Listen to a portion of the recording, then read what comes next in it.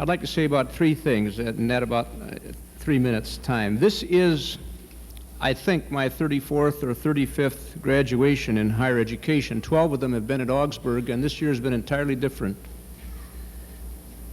The time of preparation, as the end of the term comes, always has a certain rhythm of its own. First of all, you have all these organizations and athletic groups that discover, it seems, all the same week that they haven't had their honors banquet or they haven't had something else, and so you begin eating regularly and large amounts. Then there's the honors breakfast and the honors luncheon and the breakfast and so on and so forth. There's a certain feeling of exhilaration and joy and excitement. The adrenaline starts moving. That's the ordinary route. This year it was quite different, because in the midst of all that, 11 days ago, a regent, a distinguished alum, and a very good friend named Richard Green died. Everyone who sees education as a powerful tool in creating a more just and equitable and humane society, everyone of that type was diminished. In fact, we were all diminished by his death. And it's not only my friends in the communities of color, but people all over the cities that I know felt the same way. And so there was this sort of intrusion that didn't really fit, but then I noticed that the note of exhilaration kept sneaking back in. And when I thought about Dr. Green, that was suddenly very appropriate, because Richard was always a person of great hope and a person with the absolute conviction that he could make a difference.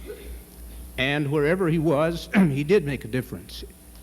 And it's this element of hope, it seems to me, that turns sadness into joy and dullness into exhilaration and makes us move along. School people, teachers, even administrators, if they are any good, are always people of hope.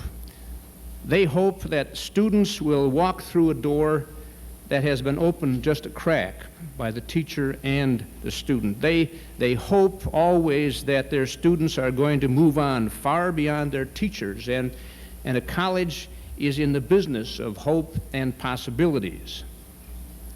There was a great teacher I read about in the Middle Ages who, in his opening class at the university, used to take off his doctor's beret before these new students, because he didn't just see them as beginning students. He saw them in his mind's eye as doctors, jurists, bishops, teachers, leaders of all sorts. And so we're going to close today, perhaps in exhaustion at a service that's gone about 2 hours, but certainly in great hope for your futures. And so, on my own behalf and on behalf of the faculty, I take off my doctor's beret, and my hair sticks straight up.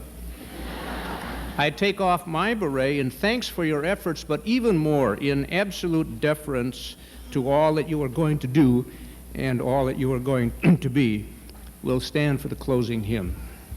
Thank you.